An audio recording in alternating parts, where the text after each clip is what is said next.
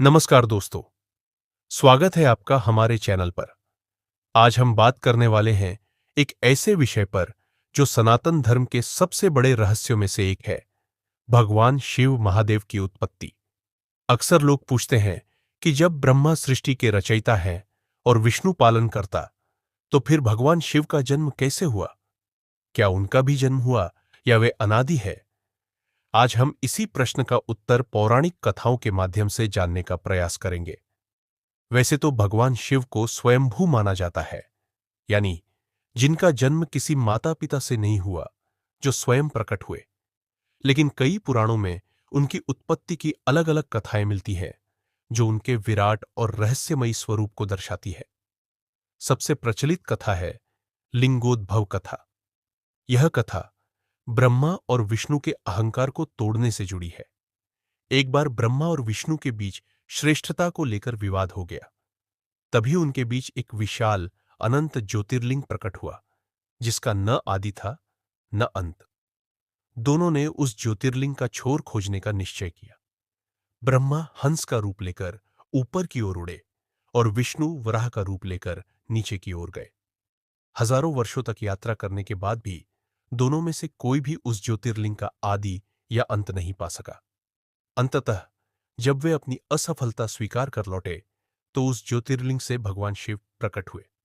उन्होंने बताया कि वे ही परम ब्रह्म हैं, जो सृष्टि स्थिति और संहार के स्वामी है। यह कथा दर्शाती है कि शिव अनादि और अनंत है। वे किसी से उत्पन्न नहीं हुए, बल्कि स्वयं प्रकट हुए। एक और कथा श्रीमद् भागवत पुराण में मिलती है।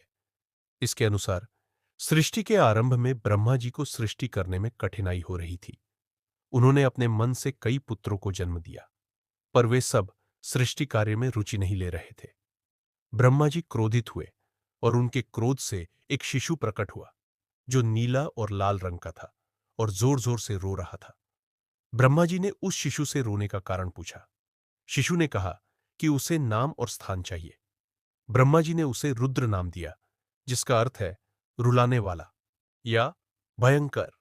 उन्होंने उसे कई अन्य नाम भी दिए, जैसे महादेव, शर्व, ईशान, पशुपति, भीम, उग्र और भव।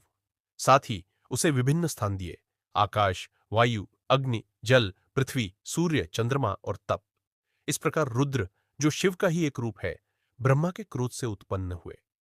एक और प्रसिद्ध कथा है, जिसमें भगवान शिव का जन्म भगवान विष्णु की भौहों से हुआ माना जाता है।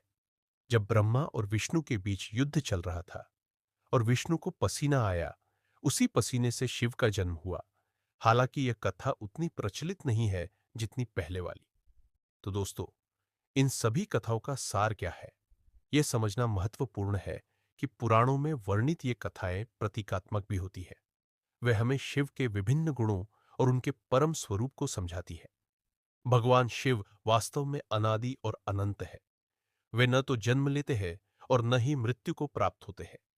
वे परम चेतना है, जो हर कण में व्याप्त है। उनकी उत्पत्ति की ये कथाएं हमें उनके विभिन्न रूपों और ब्रह्मांड में उनकी महत्वपूर्ण भूमिका को समझने में मदद करती है। हमें उम्मीद है कि आपको यह जानकारी पसंद आई होगी। अगर आपके मन में कोई और प्रश्न है, तो कमेंट बॉक्स में जरूर पूछें।